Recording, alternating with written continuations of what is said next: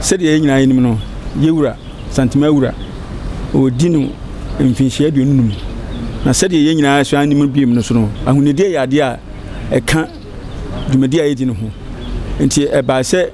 ye de krata be kwa koma zumlayonfo se Manhyia behia Wisbins a ye de ye yewura de begum enti omo so ma anti ana enti nne na mo frɛ se omo de nema no ba yewura me yoso tie na chi konkran na o se ne me magina na nem ene zumlayonfo anem na yemfa Wisbins emre Manhyia patwa ye aduasa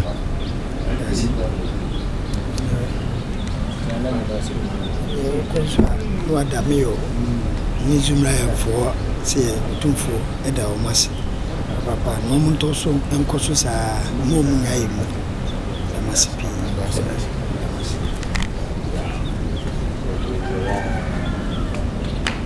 Asante Mawura krobe asante kotoko hene Otumfuo se de toba bio anya mfie aduonunum e wa banwa so na afi waye ne se ye besiesie Kumase Montene ene Asante mu nyina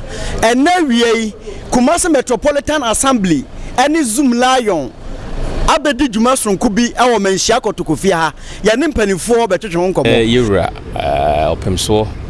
eba bedi ne 25th anniversary na yenim se eye ahonidie nso ya ade a ehia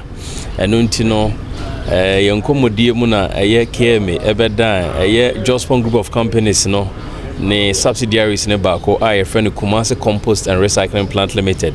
eno na the biggest compost and recycling plant in Africa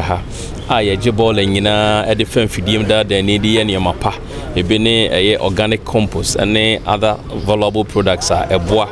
ema enyuma pa ene ne bibipa bia ekoso na no ho no mo de bedan se omuhia dustbins e de abeboa ama Opemsuo adwuma odi no emu awie peye ana ye ne KMA e kan yetipam ho a enne ye de dustbins 30 abase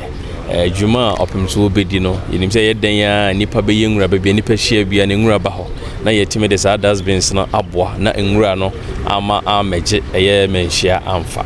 midin the Eugene amo asamoa be business development manager ma Kumase Compost and Recycling Plant Limited yo me da sibium ho asem ne se de ori kan ye no yewura Asante Mawura mfie adonunum a obetena banwa so yi yebedi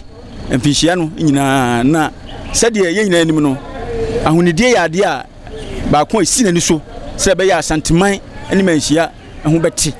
enti ye ko yanim no ene enya ye hu se ehu behia se ye di Wisbins ya di wuragum be be abedon Manhyia se be ya ahoho ni nipadom ni nipa ekoba Manhyia nyina no omuye twin wie wura bi a omde begum enti ma mayor ma etro krata eko Zoom Lionfo ho se omabuai na yemfa Wisbins bi emebua Manhyia ene se omoso anaso ena omode sa Wisbins ebre na yeso dia dan ama Manhyia enti mu ha wie ya enye bone so ye nyina ya bua ama ahonedi a ye wurade asina ni so no ebra wodi na 25th anniversary no ye bebua ma Asanteman ni Manhyia so beten yo ye frame Francis Juradako coordinating director wo Kumase Metropolitan Assembly yada se ye befa sa kwanya we so na yasre omanfo se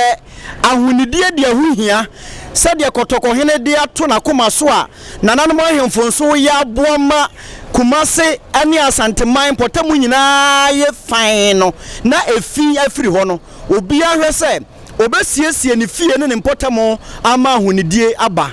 midin e de Kwame Ewuanimfo Manhyia kotokofie